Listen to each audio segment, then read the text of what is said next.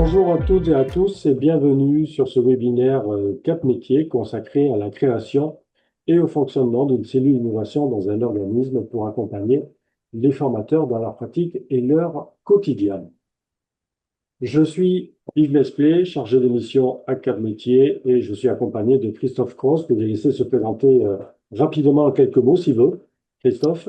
Oui, bonjour à tous, bienvenue dans ce webinaire. Christophe Croze, chargé de mission à Cap Métier. Ce webinaire est enregistré. Vous pourrez consulter le replay d'ici quelques jours sur notre chaîne YouTube dans la playlist de Parcours Pro. Et vous pourrez également télécharger les supports de présentation sur la fiche de cas métier dans Parcours Pro qui vous a servi à vous inscrire sur ce webinaire. Ce webinaire va être animé par trois intervenants du campus du Lac que je vais laisser se présenter tout de suite en quelques mots. Sandrine, si vous voulez vous présenter, s'il vous plaît. Oui, bonjour à tous. Donc, je suis Sandrine Aboab, je suis la directrice pédagogique du campus du Lac. Mon rôle est à la fois d'assurer le management des équipes pédagogiques et commerciales pour l'intégralité de l'offre de formation du campus. Merci. Karine. Bonjour, Karine Marie. Donc, je suis la responsable de la cellule innovation pédagogique et digitalisation au sein du campus du Lac. Mon rôle est d'organiser et de piloter cette cellule de manière transverse, d'où l'intérêt de pouvoir en discuter, de présenter cette cellule avec vous. Merci. Mélodie. Et bonjour, Mélodie Perugetto, formatrice tertiaire en infrabac depuis 2 ans. Donc, je m'occupe principalement des CAP et des bacs professionnels dans le commerce. Merci beaucoup. On va rentrer tout de suite dans le vif du sujet avec donc Sandrine Abouab, directrice pédagogique du campus du Lac, qui va nous présenter donc les enjeux stratégiques, pourquoi cette cellule a été créée, quelle volonté et en recherchant quel bénéfice et quel objectif. J'arrête mon partage et je Merci. laisse Sandrine. Allez-y. Alors, Sandrine qui va partager. Hop, un instant, toc. Voilà. Hop. Et c'est bon. Normalement, vous avez tout. Voilà. Donc bonjour à tous. Donc je vais vous présenter l'historique de la création de la cellule innovation et digitalisation du campus du Lac, puisque le travail a commencé aux côtés de Karine, qui viendra plus sur l'aspect opérationnel de l'organisation du service. Donc a été créé à partir de 2015 au campus du Lac. Hop là. Alors, quelques éléments de contexte pour expliquer pourquoi nous avons fait le choix de développer cette cellule en interne. Alors, le campus du Lac, c'est un CFA dit historique, donc on est un acteur installé et reconnu. On existe depuis 1997. On a à peu près 1600 apprenants à qui nous proposons une offre de formation relativement large, partant du niveau CAP jusqu'au master dans les domaines de l'hôtellerie-restauration et du tourisme et dans le domaine du tertiaire en version élargie, donc marketing, gestion, administration, RH, digital, et cetera. Donc des profils très variés d'apprenants et nous avons aussi une branche formation continue.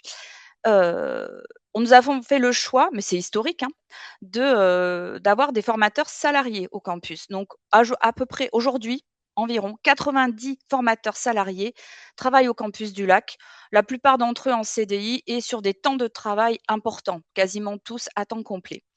Et nous travaillons avec environ 130 formateurs sous-traitants. Donc ça veut dire qu'on a à la fois des pratiques hyper riches parce qu'on a des formateurs de tous horizons, mais on a aussi des pratiques hétérogènes et des niveaux hétérogènes sur, les techniques d'animation de cours. Et nous avons toujours eu à cœur de maintenir ou de faire monter en compétences nos formateurs. Donc ça, c'est quelque chose qui existe depuis longtemps au campus du Lac et ce qui peut expliquer la création de la cellule. Et puis ensuite, il y a tout le contexte que tous les OF connaissent aujourd'hui. la traçabilité et la qualité avec le poids de Calliope et tous les contrôles qui existent aujourd'hui. La complexité des publics que nous accueillons, c'est un peu tarte à la crème, mais on s'accorde à dire que les publics ont des comportements qui nous échappent de plus en plus. Et aujourd'hui, il est difficile de conserver un public adulte ou plus jeune assis toute une journée en cours. Donc, il faut varier les techniques d'animation. Ils ont de nouvelles attentes. On a aussi des objectifs d'inclusion et on travaille beaucoup l'expérience client. Là, l'objectif aussi, c'est de supporter la pression concurrentielle. On a aussi un objectif de transformation numérique. Donc, on cherche des méthodes pédagogiques efficientes et rentables. Et donc, on a besoin de faire évoluer les compétences de nos collaborateurs. Puis enfin, les enjeux économiques que nous connaissons aussi tous, des nouveaux modes de financement, des NPEC, donc des coûts contrats en apprentissage qui varient et qui varient plutôt à la baisse, et puis une forte pression concurrentielle. Tout ça explique que dès 2015, même s'il n'y avait pas déjà toutes ces nouveautés, on a avec Karine identifié la nécessité de faire évoluer les pratiques pédagogiques de nos formateurs, de les harmoniser et de les faire monter en compétences, mais aussi de répondre aux nouvelles attentes de notre public. Alors, un petit historique.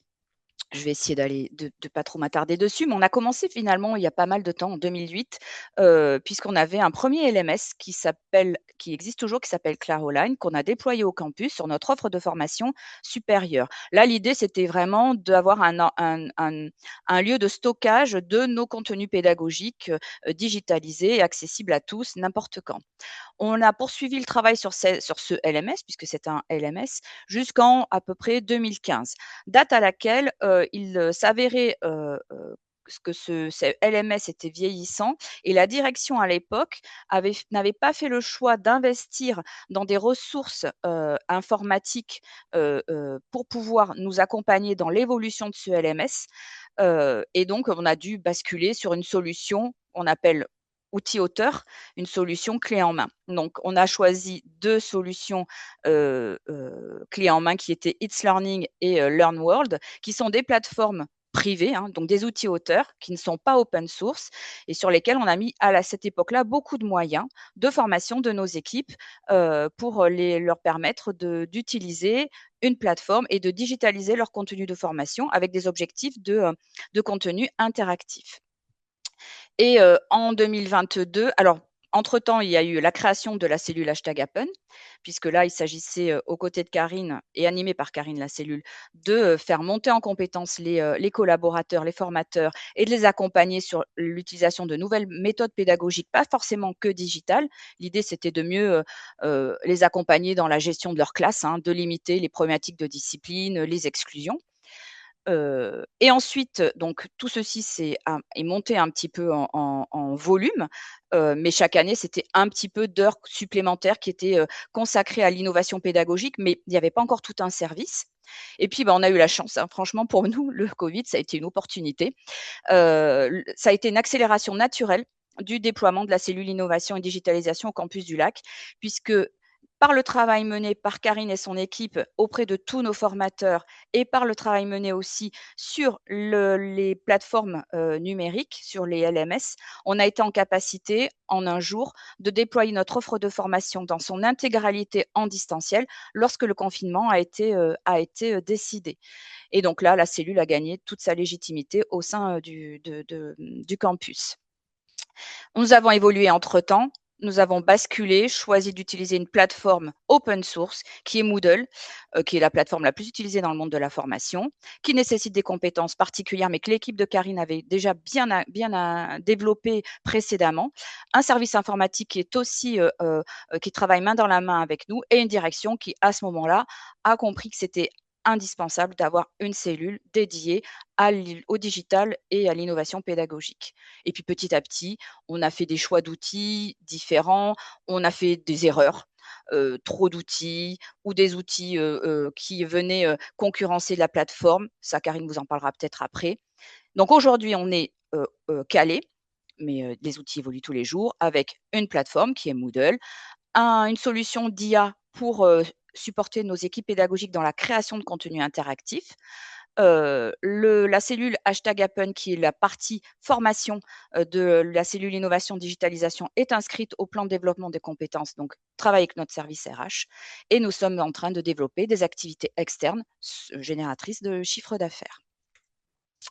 Qu'est-ce qui a fait que ça a marché?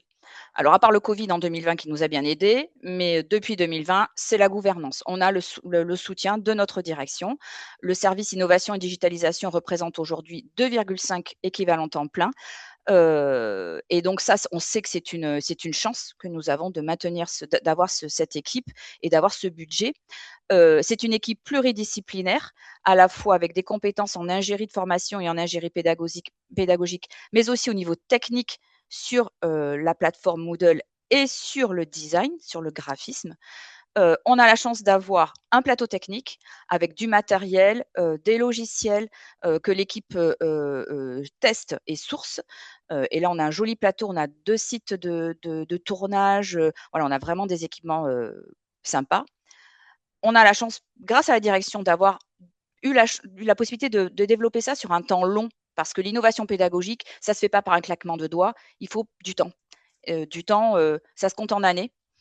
La culture de l'innovation, au final, elle s'est intégrée dans la partie pédagogique du campus du Lac. On a le droit à l'erreur et on expérimente. Donc voilà, tous les jours, on expérimente. Nos formateurs, Mélodie en parlera peut-être, testent de nouvelles choses auprès des élèves. Et si ça fonctionne, hop, c'est ensuite capitalisé par le service de Karine. Et tout ça a été aussi rendu possible grâce à des financements externes, donc des subventions, des appels à projets qui nous permettent d'obtenir des cofinancements, en particulier du FSE. Et j'ai oublié de dire quand même, c'était sur la salle de d'avant, que ce qui nous aide énormément, c'est Cap Métier, avec le programme de formation, puisque tous nos formateurs, ce qu'on peut envoyer, enfin le nombre de formateurs, un nombre de formateurs raisonnable, vont suivre les parcours de formation de Cap Métier. Karine et moi-même, on en a fait pas mal, ce qui nous a aussi aidé dans la philosophie de la cellule. Donc Cap Métier nous aide énormément, et donc tous les appels à projets qui sont émis par la région et par le FSE. Donc ça demande du temps. C'est vraiment ce qu'il faut prendre en compte. Et enfin, les freins classiques dans un process d'innovation. Donc l'humain avec la résistance au changement. C'est vrai que, alors grâce au temps long, on a pu faire les choses petit à petit, mais clairement, Karine a dû faire preuve de pugnacité, pour pouvoir, accompagner des équipes à changer leur, façon de travailler au jour le jour. Ce qui est un frein et des pièges dans lesquels on peut tomber facilement, c'est tous les outils qui existent. Chaque jour, on est contacté par des prestataires, des sociétés qui proposent de nouveaux outils, qui semblent tous plus magiques les uns que les autres. Mais au bout d'un moment, il faut comprendre qu'on lasse aussi les équipes, donc il faut se focaliser sur des outils qui ont un potentiel d'évolution.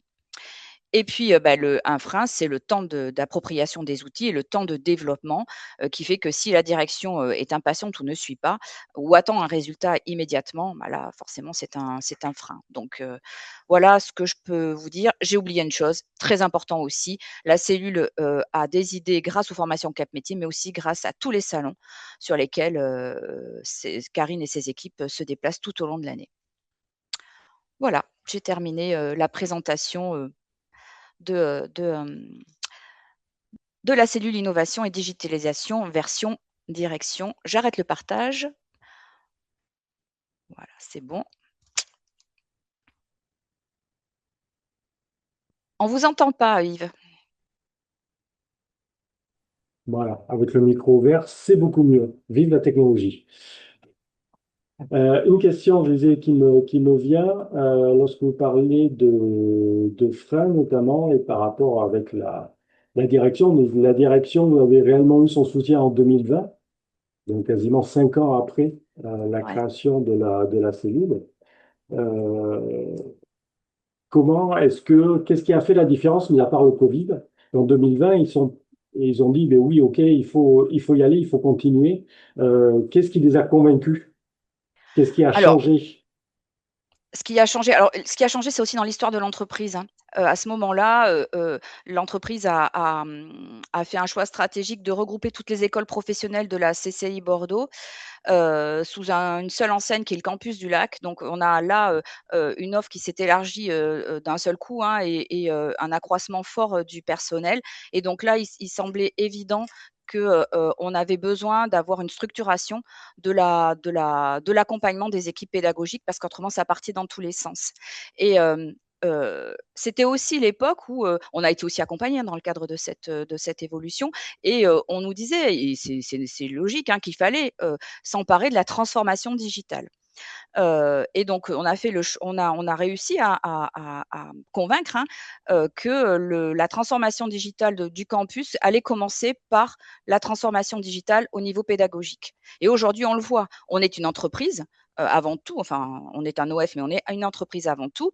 Et en fait, il y a 2 mondes. On a le monde de la pédagogie qui est fortement digitalisé. Tous les acteurs maintenant ont des réflexes, utilisent l'IA, à bon escient, et utilisent des outils digitaux, là où l'entreprise est encore en train de se transformer digitalement. Voilà. Donc je crois que c'est aussi la perception, puis l'environnement, hein, qui a été, qui est extrêmement concurrentiel. Aujourd'hui, pour capter, les candidats, il faut travailler sur l'expérience client, et l'expérience client, elle passe aussi par ces outils.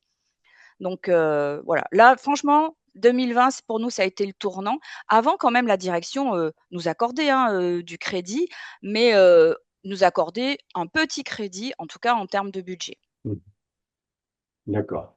Et vous disiez, donc vous avez beaucoup de formateurs qui sont salariés, mais aussi beaucoup de sous-traitants, de formateurs indépendants avec qui vous travaillez. Est-ce que eux aussi, ces sous-traitants, ces indépendants, ils bénéficient de cette cellule innovation? Ou est-ce que ben, ça a été un frein en se disant, ben, c'est un peu notre jardin secret, on veut garder notre innovation pour nous, est-ce qu'on partage facilement? Est-ce que ça aussi, à un moment donné, ça a été un frein, et pour la direction peut-être?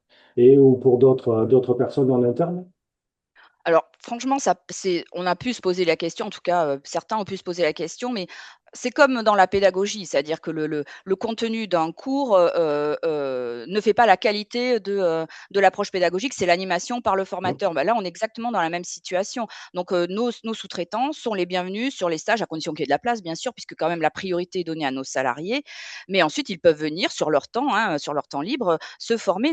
Pour nous, c'est tout bénéfice. Il vaut mieux qu'on ait des formateurs, sous-traitants, performants qui utilisent nos outils, plutôt que des personnes, des personnes qui seraient déconnectées. Puis les apprenants, ils voient la différence.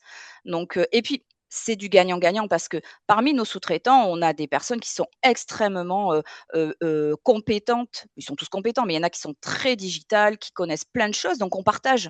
On est plus dans le partage de bonnes pratiques entre pairs, et on ne cache rien. Mm. Oui. Bon.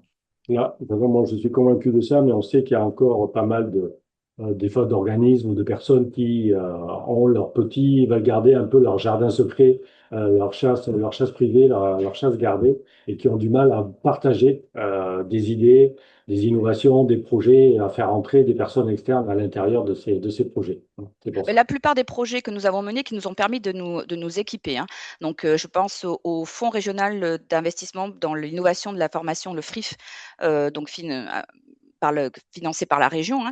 Mm. On a une obligation de partage. Donc, de toute façon, Ok. voilà, rien n'est secret. Puis de toute façon, si c'était secret, on ne serait pas là ce matin. Tout à fait, c'est vrai. Voilà. Christophe, je pense pas qu'il y ait d'autres questions qui soient passées dans le Euh, chat. Est-ce que toi, tu as Alors, peut-être une remarque, une réflexion? pas d'autres questions, hein. N'hésitez pas, j'en profite pour dire, n'hésitez pas à faire des remarques, des questions dans le chat. Voilà. Merci. Eh bien, on va passer donc la parole à Karine, qui va donc nous présenter le côté opérationnel de la cellule innovation.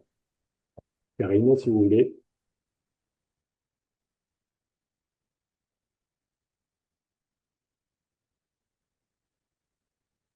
On ne vous entend pas, Karine. Vous avez fait comment? Vous avez oublié d'ouvrir le micro.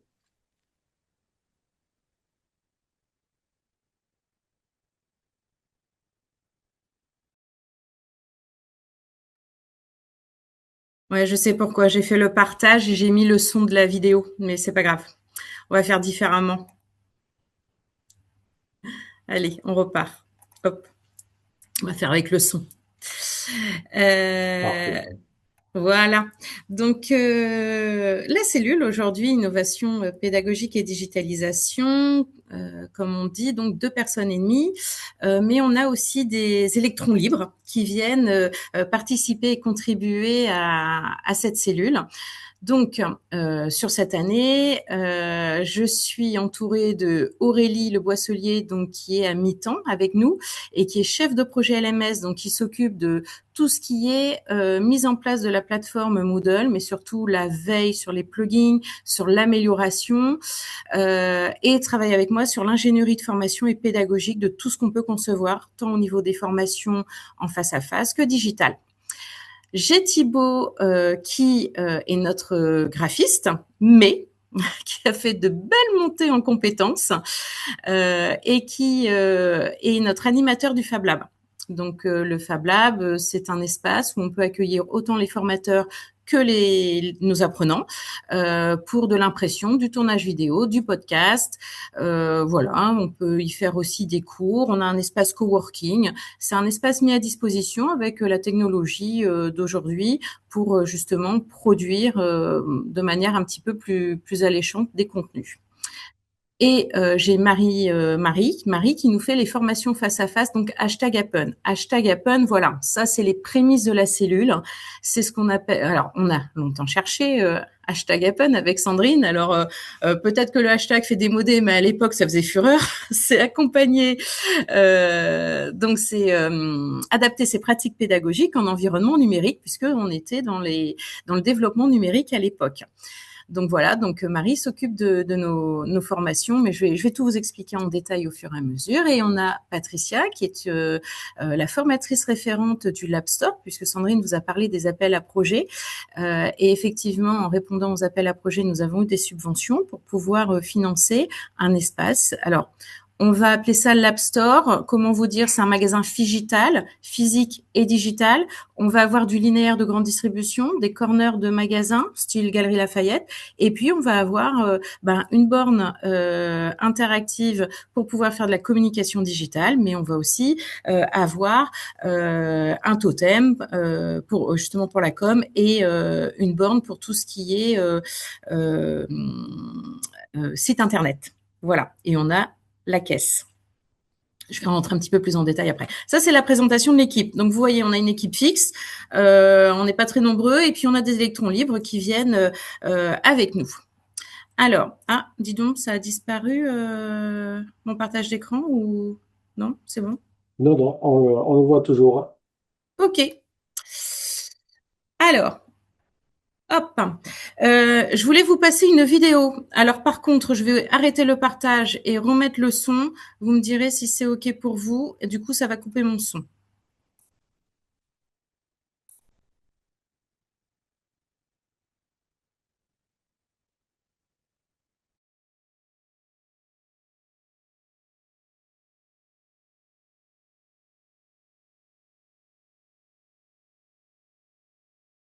Salut Thibaut!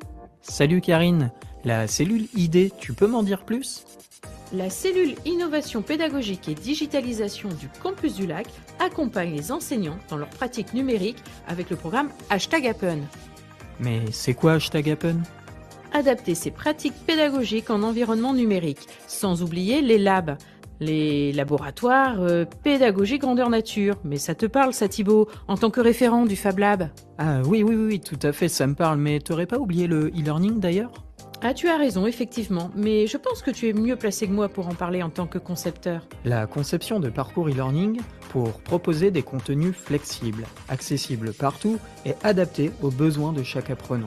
Et oui, c'est comme ça au Campus du Lac. Nous apprenons autrement, nous expérimentons, nous innovons et surtout, nous préparons les talents de demain.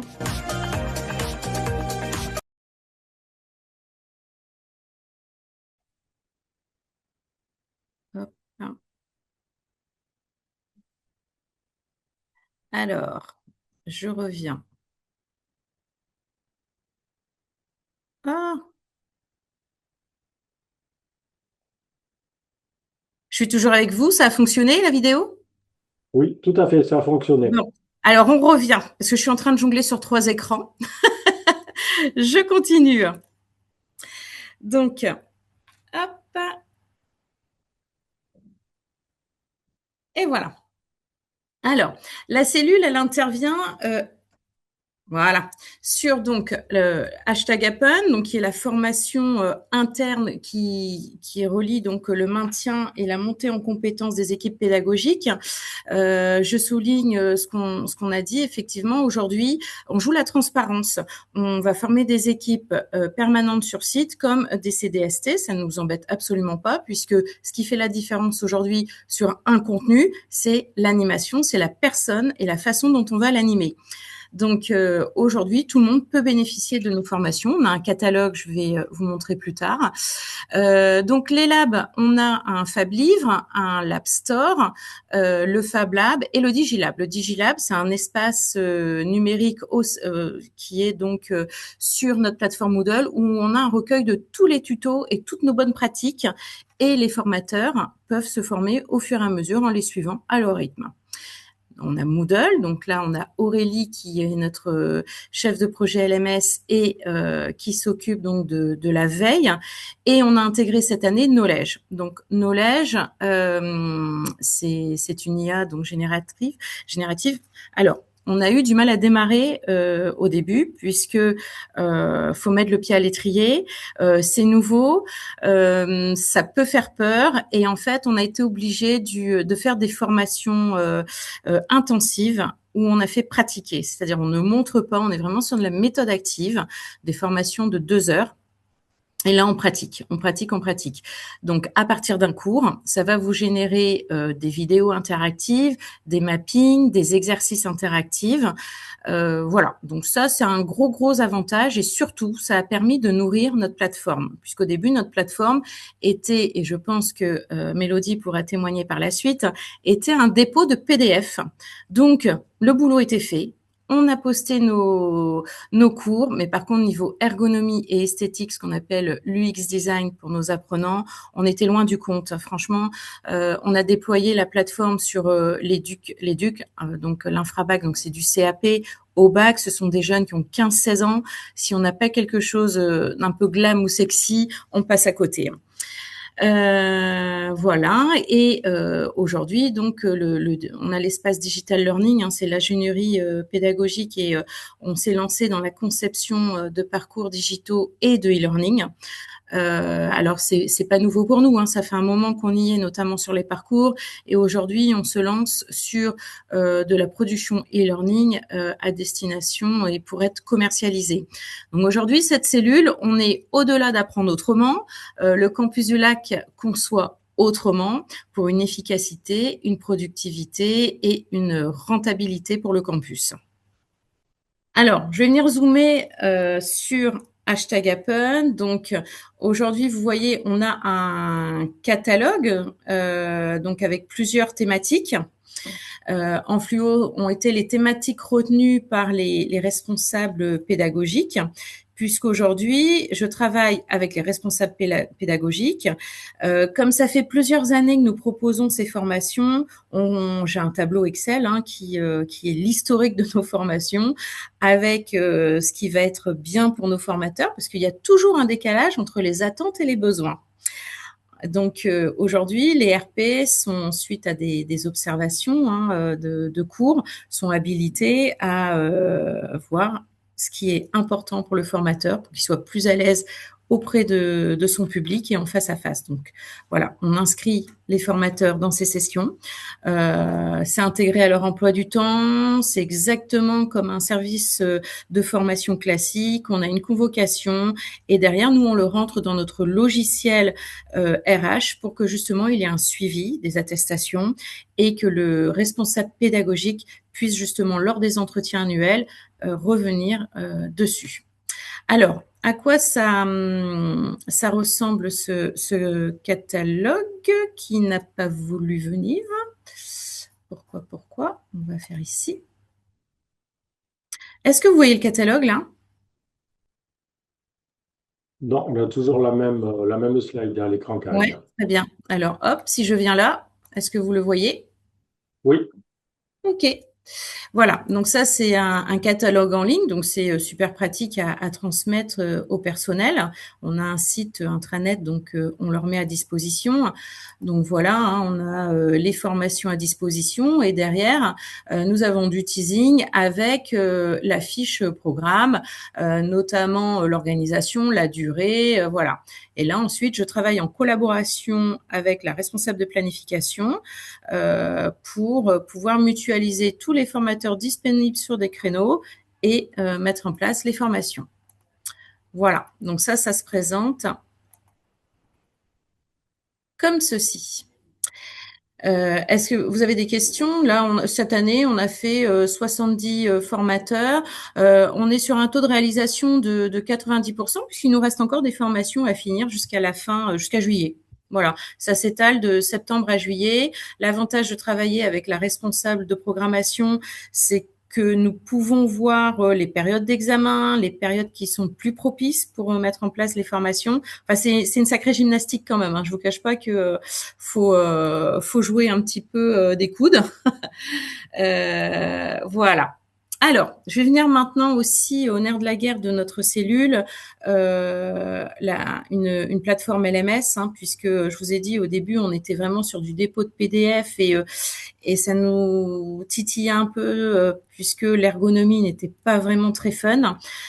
Donc, on a mis en place des formations spécifiques. En plus d'Hashtag Happen, on a mis des formations Moodle, des opérations commando, hein, où là, on a travaillé sur l'ergonomie.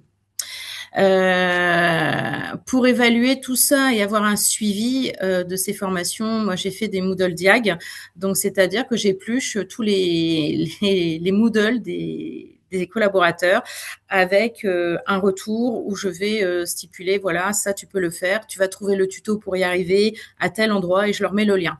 Donc c'est, oui, ok, c'est chronophage, mais le résultat est payant. Je vais vous montrer la plateforme aujourd'hui. Alors, hop, je remonte. Yves, pouvez-vous me confirmer que vous voyez bien la oui, plateforme? Ok, je vois bien la plateforme. je jongle. Donc voilà, aujourd'hui on a essayé de faire une plateforme Moodle version intranet pour nos jeunes. C'est-à-dire qu'aujourd'hui ils se connectent. Donc là on a customisé avec un slider hein, sur les différents espaces du campus. Ici, nous avons une approche qui va permettre de donner des informations très générales puisque nous avons deux sites, Bordeaux et Libourne, et nous avons la restauration, le tertiaire, du CAP jusqu'au master. Donc, en fait, il va falloir alimenter pour tout le monde. Donc là, on change l'actu, allez, tous les 15 jours, 3 semaines. Nous passons direct au tuto pour la prise en main pour nos jeunes. Voilà. Et puis ensuite, bon, là, vous voyez, ce sont mes cours. Eux ont leur espace dédié.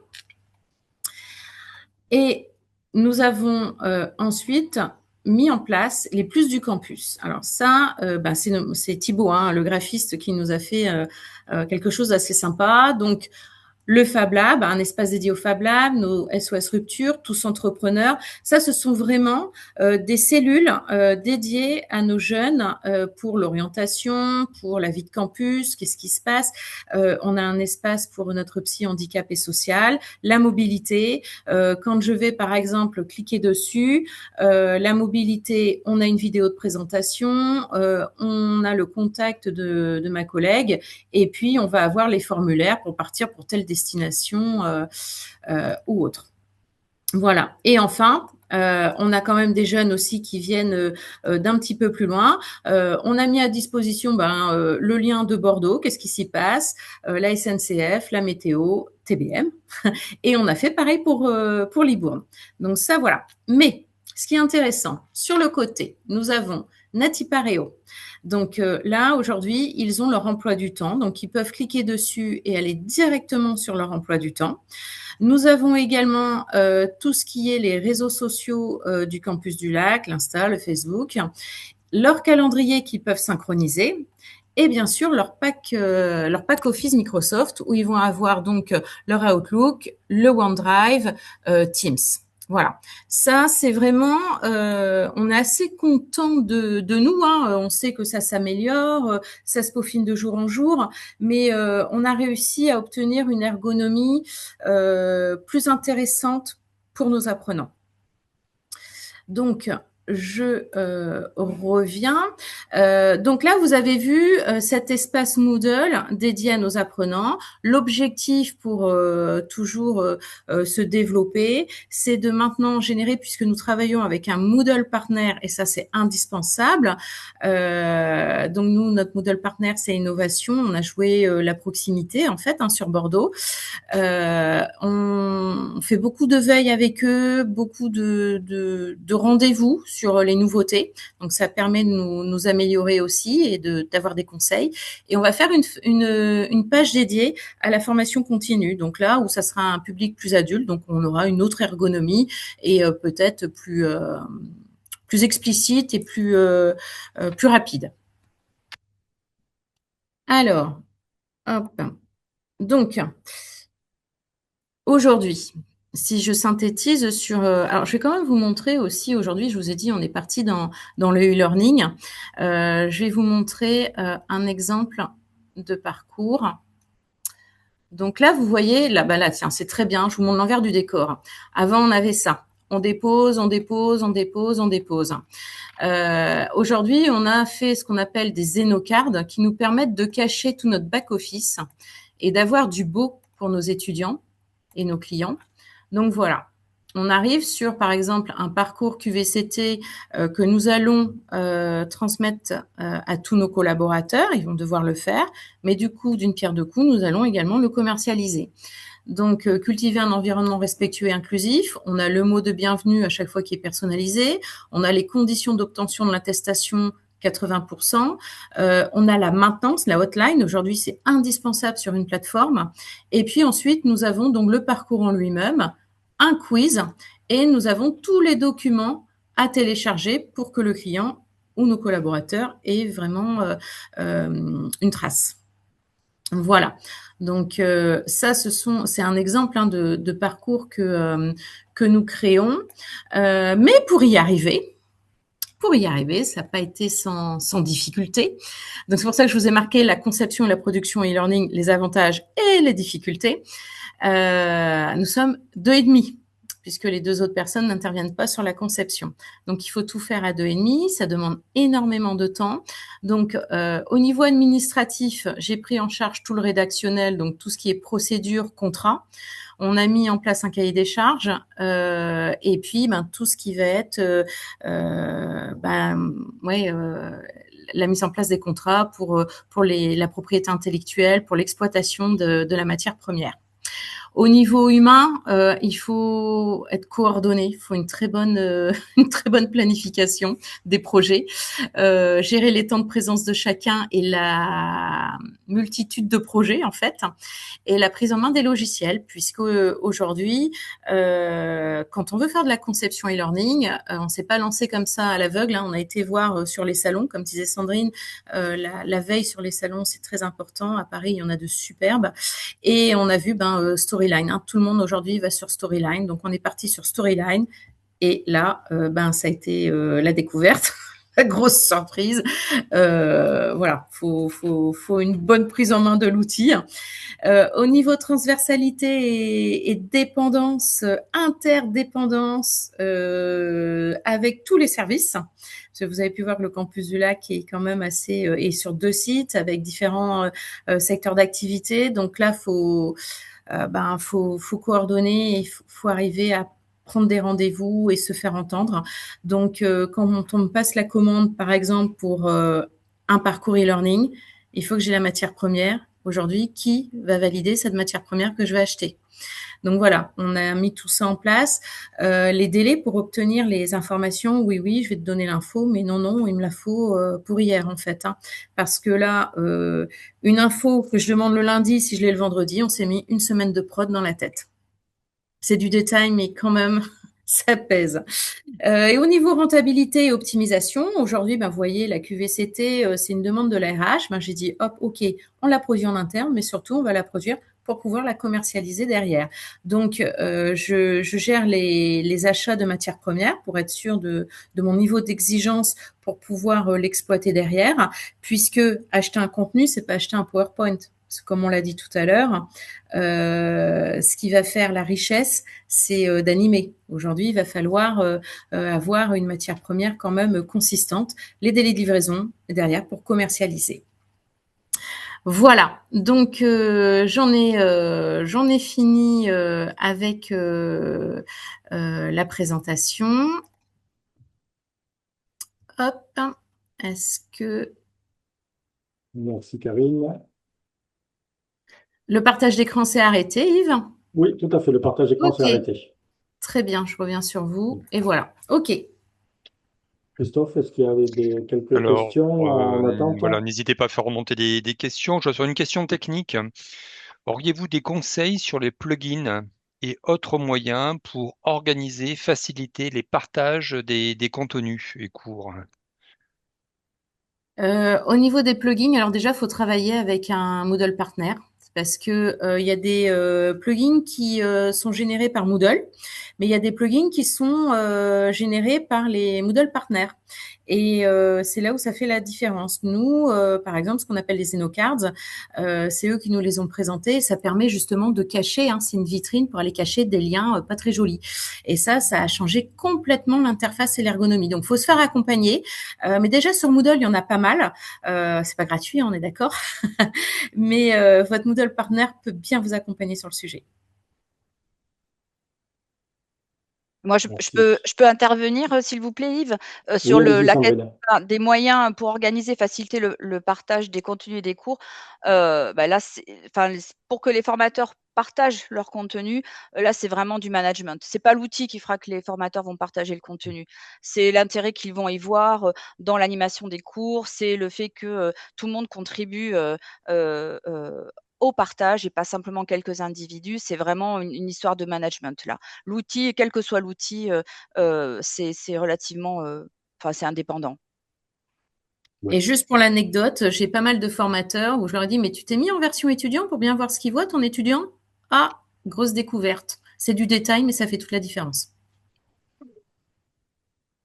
Est-ce que vous avez beaucoup de formateurs qui, alors j'anticipe un peu peut-être par rapport à ce que va présenter Mélodie tout à l'heure, mais est-ce que vous avez beaucoup de formateurs qui se sont réellement saisis de l'outil, de la plateforme, de Storyline peut-être, côté création, pour créer par eux-mêmes leur contenu pour l'utiliser dans leur animation, ou est-ce que c'est essentiellement vous, au sein de la cellule, qui créez?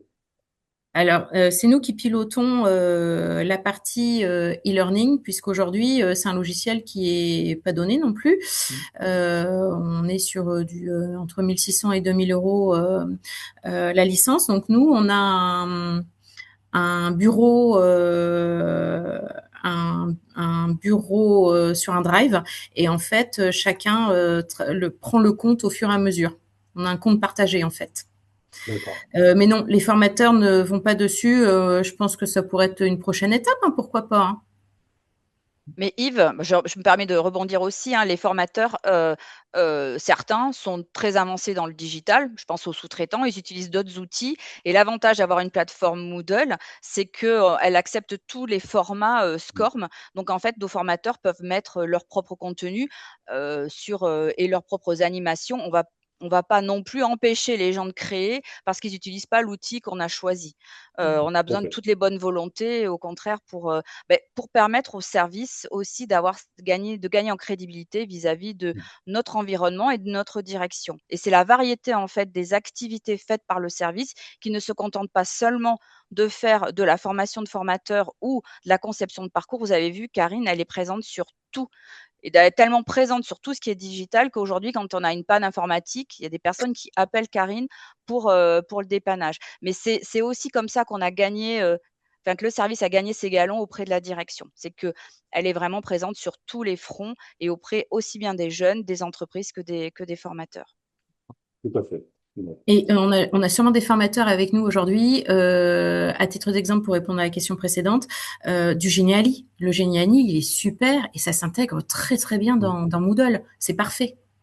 Oui, il y a aussi Moodle embarque nativement toute la bibliothèque de H5P qui permet de Complètement. faire aussi énormément de choses très, très facilement. Voilà, donc il y a quand même pas mal déjà de solutions à l'intérieur même de Moodle pour faire, pour produire du contenu autre qu'une page web entre guillemets statique.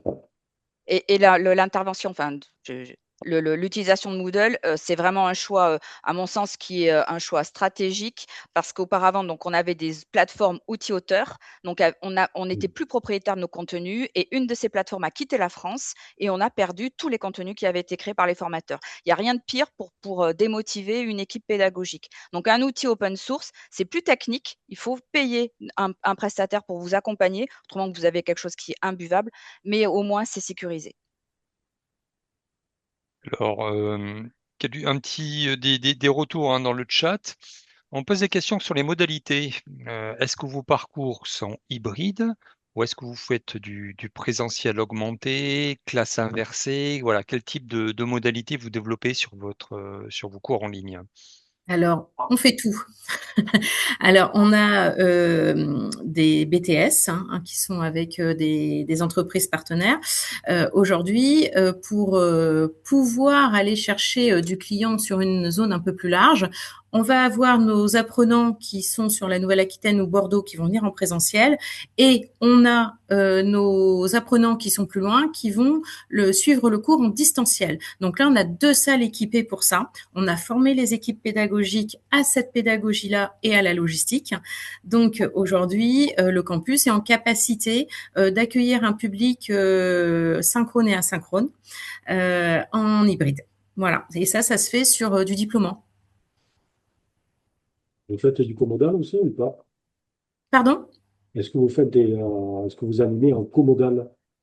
Dans une animation en direct avec des personnes qui sont, elles, physiquement sur un autre lieu, une autre salle, Oui, c'est mais où ça. tout le monde voit tout le monde et tout le monde Mmh. peut échanger avec tout Oui. le Oui, monde. oui, c'est exactement ça. On les met en sous-groupe, du présentiel avec du distanciel en sous-groupe pour faire les activités. Et les taux de réussite à l'examen ont plutôt été probants et les retours plutôt assez pertinents et pour les équipes et pour l'apprenant. Ça évite une fatigue, ça limite les coûts. Enfin, il y a un réel intérêt sur tous les plans. Merci. Merci. Une autre question, retour concernant le partage de contenu. Entre-t-il dans l'obligation Calliope? Le lien avec Calliope. Ah, Calliope, Sandrine, elle adore. Oui, alors là, mais je vois pas trop le partage de contenu entre qui et qui. J'ai besoin de précision. Mais déjà, la plateforme nous permet, la plateforme et tous les parcours digitaux, ça nous permet, et le service Hashtag Appen, répondre à un certain nombre d'obligations Calliope, de maintien en compétences des formateurs, de traçabilité des parcours. On a donc on a de l'hybride sur nos parcours diplômants. On a donc toute la traçabilité qui était assurée. On distribue des badges, etc. Donc, Calliope est toujours dans un coin de notre tête quand on fait de l'innovation pédagogique. Merci Sandrine. Maintenant, on va laisser la Alors, parole à pardon, Mélodie. Oui, mais pardon, juste, Christophe. alors Nathalie qui a posé cette question complète, hein, sa Ok, question, pardon. le lien avec Calliope, c'est pour encourager vos intervenants à partager leur contenu sur votre LMS. Ouais, ben alors je dois pas avoir compris sa question parce que je vois pas le lien entre l'obligation Calliope pour encourager vos intervenants à partager. Nous, le LMS, c'est un outil qui est utile quand on fait du e-learning ou de la formation en distanciel pour assurer la traçabilité de la réalisation du parcours. Mais autrement, nos intervenants, l'intérêt de partager nos intervenants doivent utiliser le LMS pour pouvoir mettre à disposition des élèves leur contenu. Mais l'encouragement à partager les contenus sur le LMS, c'est du management. Et je n'utilise pas l'obligation Calliope pour le faire. Non. Par contre, quand on a les audits, ça nous aide bien pour la traçabilité justement Mmh. des contenus. D'accord, OK, je vois que la personne Alexandra est en train de rajouter Oui. des éléments. Oui, effectivement, ça permet d'avoir les contenus accessibles pendant tout le temps de la formation. Ouais. Oui, donc dans ce sens, oui. Ça y est, j'ai compris votre question. Merci. Mélodie, ça va être à vous donc pour nous présenter, vous, côté terrain, je dirais, un peu Oui, comment est-ce que votre relation avec la cellule innovation, comment vous en êtes saisi et comment vous travaillez et comment la cellule travaille avec vous. alors la cellule innovation, elle nous a, enfin pour ma part en tout cas, elle m'a beaucoup apporté, sachant que je suis arrivée moi pile poil entre la transition Teams et Moodle. Donc je suis un peu un bébé Moodle par cause à effet. Donc c'est vrai qu'au début c'était un vrai cimetière de PDF, hein. Il fallait mettre sur un Moodle pour donner accès aux apprenants. On n'avait pas peut-être ce recul nécessaire ou cette façon de faire jolie et donner envie surtout. Donc c'est vrai que la cellule innovation, pour ça, elle nous a bien aidé. On a fait une formation effectivement Knowledge et Enocard qui permet vraiment aux apprenants d'avoir un contenu et une accessibilité au contenu, je dirais même beaucoup plus sympathique, on va dire, et qui donne vraiment envie pour le coup. Sachant que j'ai connu, moi, les cours théoriques en 100% distanciel parce que j'ai fait un AFEST pour être formatrice. Donc, c'était, je travaillais au campus du Lac en formation et je passais tous mes cours en 100% e-learning. Donc, quelque chose de beau, d'attractif et d'agréable à manipuler, c'est quand même un gros plus, je pense aussi bien pour nous que pour les apprenants. Et effectivement, on parlait de l'UX design, je me trompe pas, Karine? C'est ça. L'UX design, c'est vrai qu'en tant que formateur, on met des choses sur Moodle, mais on n'a que notre écran à nous avec tous ces petits cachets, etc. Alors que quand on se met à la place de l'apprenant, on voit vraiment en fait ce que eux voient. On peut aussi lever potentiellement des freins. Est-ce que en cliquant là, est-ce que c'est pas mieux de mettre une Enocard qui tourne au lieu ou juste un parcours numéroté, etc. Donc c'est vrai que c'est quand même quelque chose de très facile à prendre en main, mais il faut le prendre en main par contre. Les Enocards, c'est assez long à faire, je vous le cache pas, mais une fois que c'est fait, par contre, le rendu, aussi bien pour nous que pour les apprenants, est vraiment très très agréable. Ensuite, j'ai fait aussi une formation ludopédagogie avec Marie, cette fois, qui est de la cellule Stagapen également. Cette formation-là, c'était vraiment un échange entre pairs très, très intéressant. Ça nous, ça nous donne les axes d'amélioration. On peut aussi essayer de lever les freins de chacun, donner des idées, avoir vraiment des retours concrets aussi entre formateurs. Donc, c'est vrai que c'est très, très intéressant. Je reviens aussi très rapidement sur Moodle. L'apport pour les apprenants, donc il peut se faire directement en présentiel, mais il peut aussi se faire en distanciel, donc de la maison, pour réviser, pour rattraper les cours quand ils n'ont pas été là pendant un certain laps de temps. Certes, nous, on travaille beaucoup avec des alternants, donc forcément, ils sont pas toujours en formation. Ils sont très souvent en entreprise aussi, et parfois, les entreprises ont besoin d'eux. Donc, ils loupent aussi parfois des semaines de cours, et c'est vrai que c'est très bénéfique pour eux. On peut leur déposer individuellement ou collectivement des exercices supplémentaires. On peut aussi mettre des liens en H5P, comme vous disiez tout à l'heure, effectivement, qui permettent de repartir sur les Kahoot ou sur les Word Wall, des petits jeux interactifs et ludiques, pour permettre d'ancrer un peu les notions qu'on peut avoir vues en cours ou en cours visuel qu'ils auront eu sur Moodle. Qu'est-ce que je voulais dire d'autre? Les Enocards, il y a beaucoup de choses à faire qui peuvent être très sympathiques avec les Enocards et vraiment donner envie à l'apprenant. Et je pense que si tout le monde pouvait s'y mettre, ça peut être très bien. Et sachant qu'en plus, je suis en infrabac, donc CAP et bac, ça reste des jeunes apprentis souvent. Et ils ont besoin de cette animation, de ce visuel qui correspond à ce qu'ils aiment.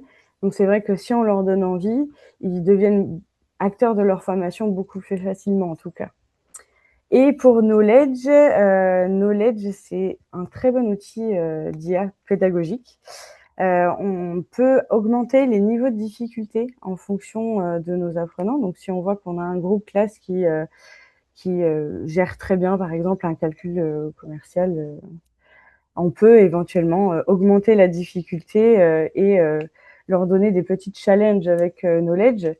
Knowledge fait de très bons supports. Il faut les tester, bien sûr, mais ça reste très facile d'utilisation. On donne notre cours et ça nous donne une multitude d'activités qu'on peut partager avec nos apprenants, donc ça reste quand même très bien. Je suis adepte de la ludopédagogie et de tout ce qui est un peu design, etc., création, conception aussi. Et c'est vrai que ces deux outils principalement aident beaucoup, aussi bien en cours qu'à l'extérieur.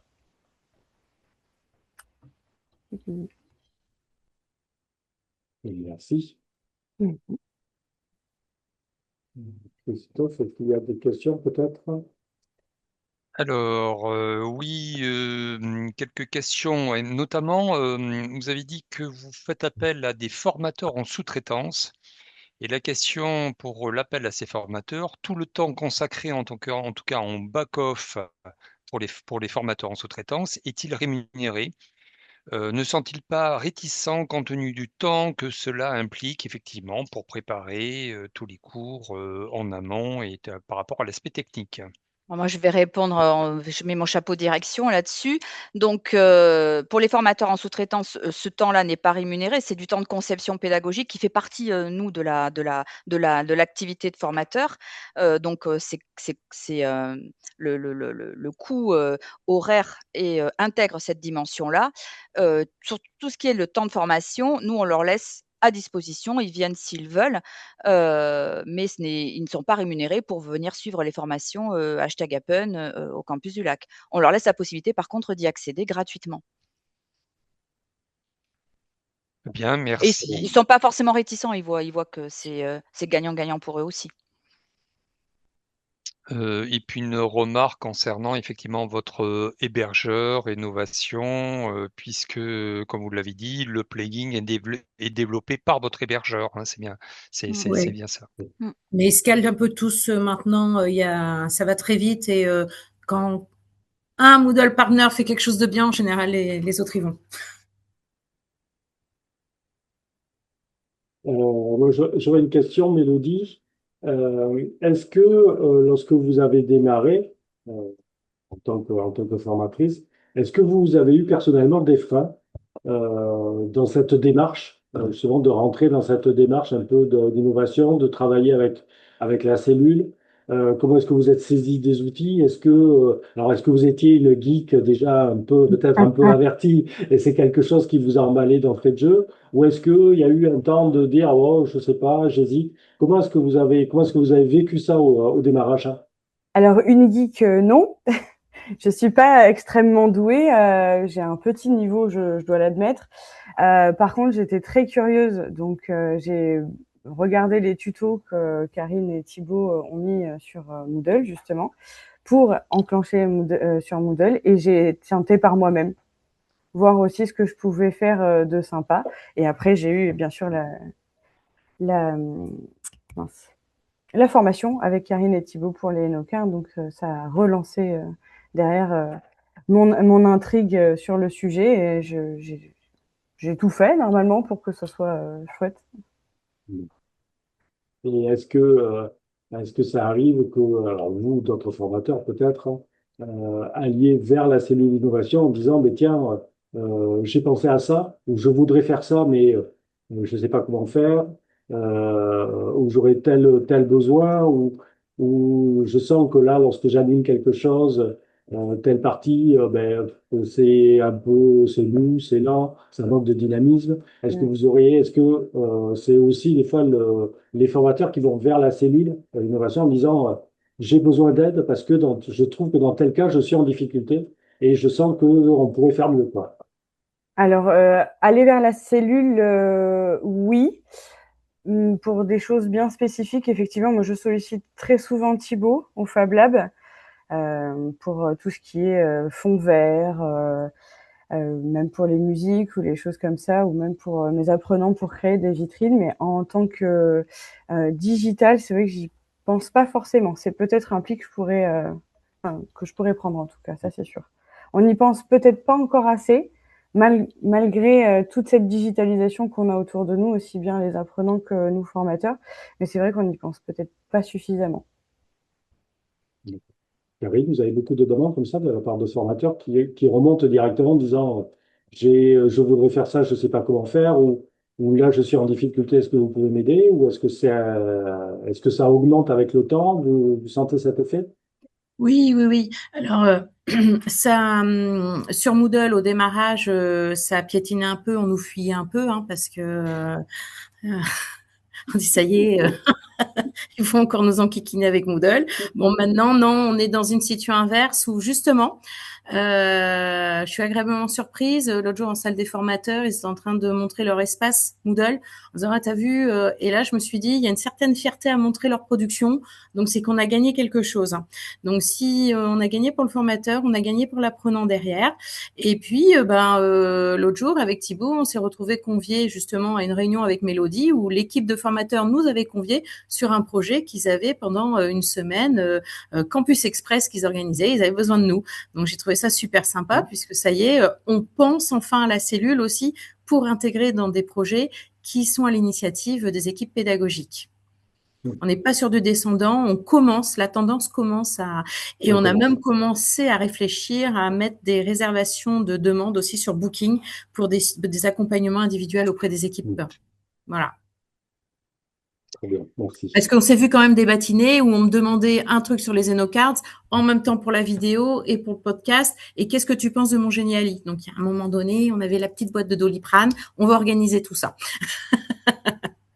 Je comprends. Alors, une autre question, je pense que c'est pour Sandrine, parce qu'en dehors de l'aspect technique, on est plus sur l'aspect stratégique et budget.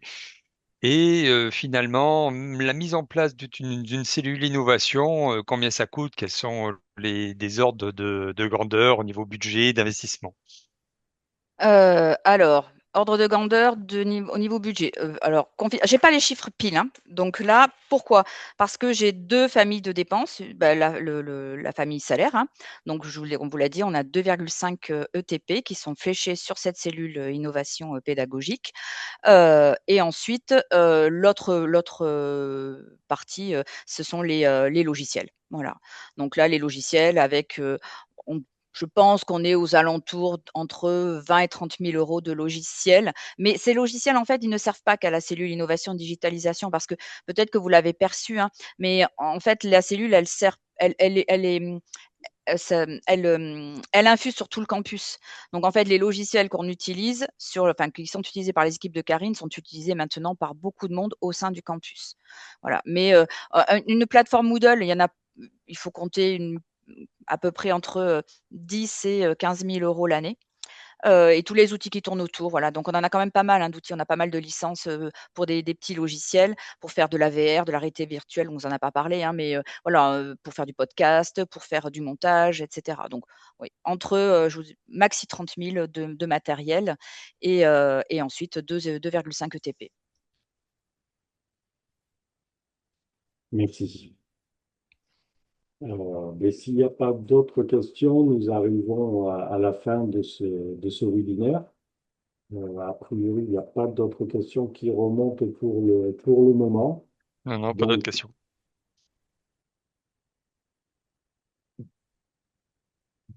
Donc, nous vous remercions de votre participation. Donc, je rappelle, ce webinaire sera disponible en replay d'ici quelques jours sur notre chaîne YouTube dans la playlist de Parcours Pro. Et vous pourrez retrouver les supports qui vous ont été présentés en téléchargement sur la fiche de Parcours Pro dédiée à ce webinaire. Nous vous remercions beaucoup de votre présence, participation et on vous dit donc à bientôt pour un prochain webinaire. Un prochain webinaire sera au mois de juin, je n'ai plus la date exacte en tête, et qui sera consacré à l'intelligence artificielle et à la mise en place de l'intelligence artificielle au sein d'un organisme de formation. Merci à tous, très bonne journée et à bientôt sur Hack Métier. Au revoir. Au revoir.